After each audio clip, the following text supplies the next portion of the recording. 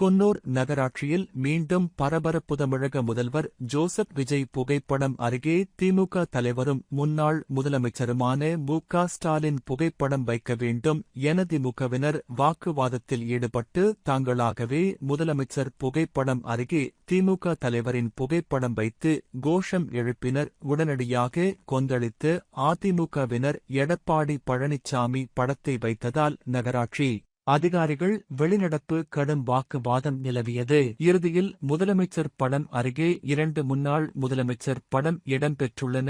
நீலகிரி மாவட்டம் குன்னூர் நகராட்சியில் மொத்தம் 30 வார்டுகள் உள்ளன. சுமார் 60,000த்திற்கும் மேற்பட்ட மக்கள் வசித்து வருகின்றனர். இந்த நிலையில் குன்னூர் நகராட்சியின் மாதாந்திர கூட்டம் சட்டமன்ற தேர்தலுக்கு பிறகு இன்று துவங்கியது. கூட்டத்திற்கு தலைவர் சுசிலா மற்றும் துணைத் தலைவர் வாசிம் ராஜா, ஆணையாளர் கிருஷ்ணா ராம் தலைமையில் நடைபெற்றது. கூட்டம் துவங்கிய போது தற்போது தவேக ஆட்சி நடைபெற்று வரும் நிலையில் தலைவரும் துணை தலைவரும் திமுக தலைவர் மு.க. ஸ்டாலின் புகைப்படத்தை வைத்து கூட்டத்தை துவங்கினர். இதனால் பரபரப்பு ஏற்பட்டது. பின்னர் மீண்டும் திமுக கவுன்சிலர்கள் தவேக முதலமைச்சர் ஜோசப் விஜய் புகைப்படம் அருகே திமுக தலைவர் முன்னாள் முதலமைச்சர் மு.க. ஸ்டாலின் அவர்களின் புகைப்படத்தை வைக்க வேண்டும் என கவுன்சிலர்கள் அதிகாரியிடம் கடும் வாக்குவாதம் செய்தனர். இதனால் அதிகாரிகள் அதற்கு மறுப்பு தெரிவித்ததால் தாங்களாகவே திமுக தலைவர் மு.க. ஸ்டாலின் புகைப்படத்தை